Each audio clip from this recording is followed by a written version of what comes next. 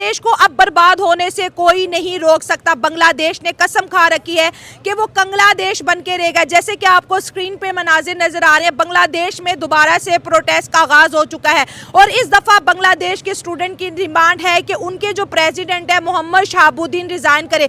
24 घंटे का टाइम दिया, अगर 24 घंटे से पहले रिजाइन नहीं करते तो फिर बांग्लादेश के अंदर उसी तरह के दंगे भड़काए जाएंगे, आग लगाई जाएगी, इंडिया के इन्वेस्टमेंट को नुकसान पहुंचाया जाएगा, बांग्लादेशी हिंदुओं को नुकसान पहुंचाया जाएगा, बॉर्डर के ऊपर टेंशन बढ़ेगी। दूसरी जानिब से भारतीय बीएसएफ जो है बहुत ज्यादा अलर्ट है, वो एक्टिव हो गई है क्योंकि इस दफा उनकी डिमांड ये है कि प्रेसिडेंट रिजाइन करे और आर्मी चीफ बांग्लादेश का बदला जाए। बांग्लादेश के कॉन्स्टिट्यूशन को बदलने की बात की जा रही है।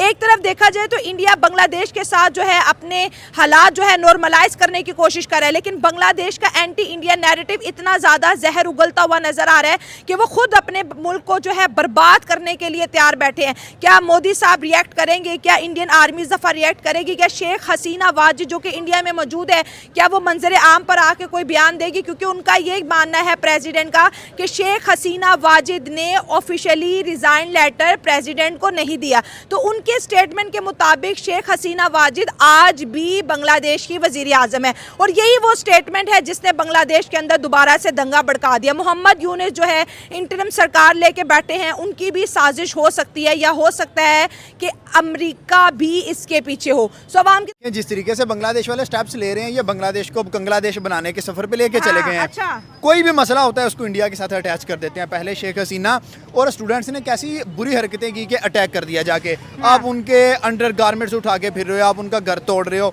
ये तरीका नहीं है रिजाइन करवाने का। शेख हसीना इंडिया जाके बैठ गई, अब ये प्रेसिडेंट की तरफ चले गए हैं। अगर प्रेसिडेंट भी भागेगा तो कहाँ जाके स्टे करेगा? इंडिया के अंदर। वो भी इंडिया ही जाएंगे। क्योंकि उनके पास और कोई पनाहगाह ही नहीं है। उन्हें पता है कि इंडिया राइट नाउ सेफ है, उनकी आर्मी काफ़ी अच्छी है, उनकी इकोनॉमी तो वर्ल्ड बेस्ट जा रही है, तो ये जाके वहाँ स्टे करेंगे।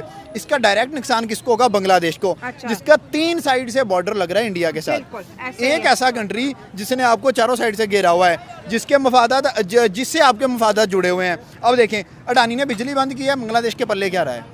आप इंडिया से ले रहे हो, टेक्सटाइल जो है आपकी सारी इंडिया के अंदर चली गई है। इन्वेस्टमेंट सारी पहले आपको इंडिया की तरफ से आ रही थी। दुनिया की इतनी बड़ी इकोनॉमी के साथ आप पंगा नहीं ले सकते। बेसिक ये पंगा करवा कौन रहा है? जिस तरीके से अमेरिका को लगा कि यार ब्रिक्स के अंदर, अब मोदी ने तो चाइना से हाथ मिला लिया। हाँ, बिल्कुल। उन्होंने अब लगाई बांग्लादेश को उंगली कि आप जाओ और जाके इंडिया के खिलाफ स्टेप लो।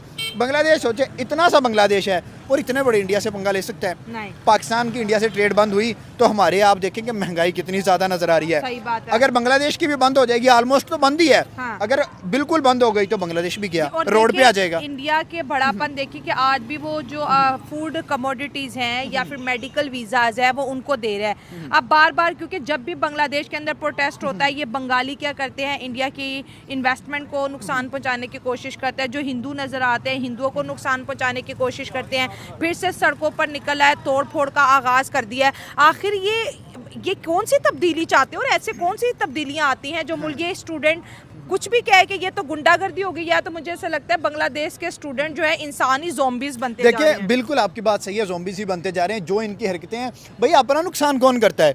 आप इनकलाब लेके आओ, एक तरीके से लेके आओ। आप अपने ही प्रेसिडेंट के घर तोड़े जा रहे हो, आप अपने इंडिया के साथ जो वसाइल ख़त्म कर रहे हो। उसके बाद अगर बात करें, आपका कोई भी स्टेप जो है ना पॉजिटिव वे में जाता नजर नहीं आ रहा। आप डे बाई डे बांग्लादेश को मजीद नीचे, पहले बांग्लादेश के बल्ले क्या था, ठीक है, पहले भी टकेगा नहीं था, अब टके से भी बुरा होता जा रहा है। भाई स्टूडेंट्स जो हैं उनमें ना तो मुझे शऊर नज़र आ रहा है, मुझे लग रहा है कि ये सारे के सारे जाहिल हैं। अब देखिए, आप अमेरिका की बात पे लग के उस कंट्री के साथ लड़ रहे हैं जिससे आपके ढेरों मफादात जुड़े हुए हैं, जो आपको पिछले 15-20 साल से कैरी कर रहा है। इंडिया के अंदर सबसे बड़ी, बांग्लादेश के अंदर सबसे बड़ी इन्वेस्टमेंट्स इंडिया से आ रही हैं। तो फिर आप कैसे एक कंट्री के साथ ऐसे कर सकते हो? और दूसरा, आपकी जो शेख हसीना भागी है तो उसको पनाह किसने दी? इंडिया ने दिया जाके। अब आप कह रहे हो ये भी तो गुस्सा है ना उनको, वो तो इंडिया को थ्रेट कर रहे हैं कि आपके खिलाफ भी प्रोटेस्ट करेंगे, शेख हसीना वाजिद को वापस करो। आपको लगता है कि बांग्लादेश स्टेट में है कि इंडिया को थ्रेट कर दे? बांग्लादेश की बातें तो बड़ी बड़ी है, इतनी औकात है बांग्लादेश की कि वो इंडिया को थ्रेट कर दें? हाँ। कहाँ एक चूंटी एक हाथी को कभी भी थ्रेट नहीं कर सकती। आप देखें, इंडिया भाई राइट नाउ वो दुनिया के ऊपर एक जाल बिछा के बैठा है। हाँ। अब देखें, इसराइल और फलस्तीन की जंग खत्म करवानी थी तो मुस्लिम कंट्रीज इंडिया की तरफ देख रहे हैं कि मोदी आके खत्म करवाएगा।